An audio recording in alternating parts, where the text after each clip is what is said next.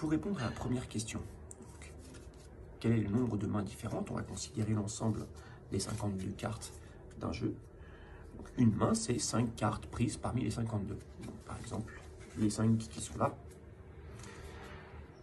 Eh bien, j'ai exactement le même tirage si je permute l'ordre de mes cartes comme ceci. Là, ici, j'ai encore une fois la même main. Si je modifie la position de mon roi, il s'agit de la même main. Ce qu'il faut comprendre ici, c'est que l'ordre ne compte pas. Donc, ce que l'on cherche ici, c'est le nombre de parties à 5 éléments d'un ensemble qui est constitué de 52 éléments, l'ensemble de toutes mes cartes. Allez, on rédige donc la première question. Ce que l'on cherche, c'est le nombre de parties à 5 éléments d'un ensemble qui comporte 52 éléments. Donc 5 parmi 52.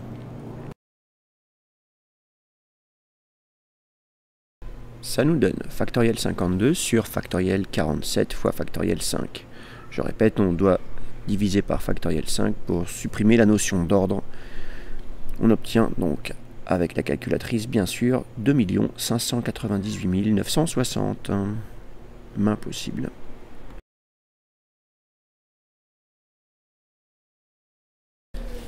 Deuxième question, une couleur est une main de 5 cartes de la même couleur. Attention, ce qu'on entend par couleur, c'est cœur, carreau, trèfle ou pique. Combien y a-t-il de couleurs en cœur, sachant que dans un jeu de 52 cartes, il y a 13 cœurs? Eh bien là encore, ça revient à se poser la question. Déterminons le nombre de parties à 5 éléments d'un ensemble à 13 éléments, le nombre de cœurs, et donc c'est 5 parmi 13. Voilà, attention, là j'ai mis entre parenthèses les carreaux, mais en fait c'est les cœurs, hein. Vous aurez compris, c'est exactement la même chose. 5 parmi 13, à la calculatrice, on trouve 1287 mains de couleur cœur. Combien y a-t-il de couleurs en tout? Petit b. Alors, sachant bien sûr qu'on a 1287 couleurs à cœur, on vient de le démontrer, on a 1287 couleurs à carreaux. Il y a exactement le même nombre de carreaux dans un jeu de 52 cartes. Et on a également 1287 couleurs à trèfle et à pique. Soit en tout, comme on a exactement 4 couleurs différentes dans un jeu de 52 cartes, 1287 x 4 couleurs, mains à couleur, pardon, possibles. Soit 5148 couleurs en tout. Un carré est une main composée de 4 as de la même valeur et d'une 5e carte quelconque. Combien y a-t-il de carrés d'as? Donc il faut choisir déjà nos 4 as parmi les 4 as possibles. Donc 4 parmi 4, eh bien ça fait 1. Une fois que c'est fait, eh bien il faut choisir la 5e carte parmi les 48 cartes restantes.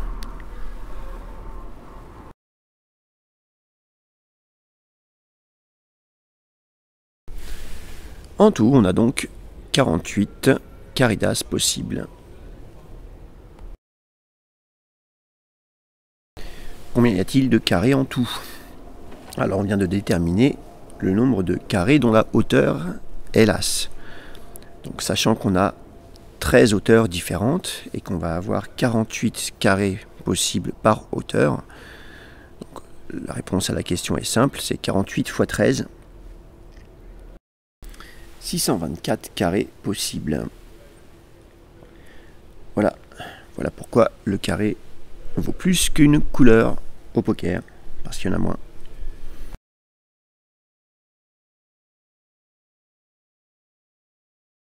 Le full est une main constituée d'un brelan et d'une paire. Là par exemple, j'ai un full des rois par les 3.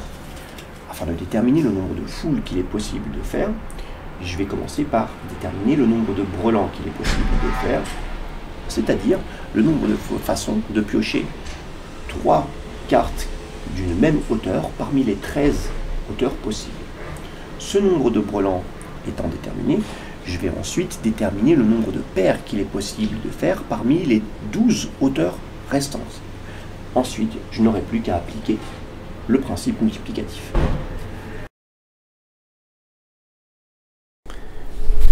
full est une main composée d'un brelan, 3 cartes identiques, et d'une paire, 2 cartes identiques. Combien y a-t-il de full? Déterminons le nombre de brelans. Eh bien, j'ai 13 hauteurs différentes. Une fois que j'ai fixé ma hauteur, par exemple roi, eh bien, j'ai 4 choix possibles. Et je dois prendre 3 cartes parmi ces 4 cartes. Je vais donc avoir 13, le nombre de hauteurs, multiplié par 3 parmi 4, c'est-à-dire 13 fois 4. Ça fait 52 brelans possibles.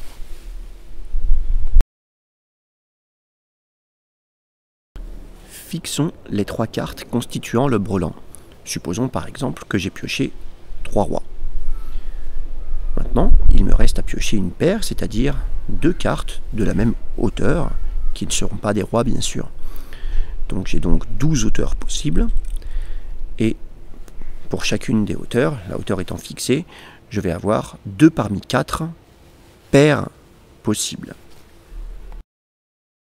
On a donc 12 hauteurs possibles, et pour chaque hauteur, donc 2 parmi 4, c'est-à-dire 6 paires possibles. En tout, le nombre de brelans étant fixé, on a 6 fois 12, ça fait 72 paires possibles. Finalement, on a 52 brelans différents, et pour chaque brelan, on a 72 paires différentes.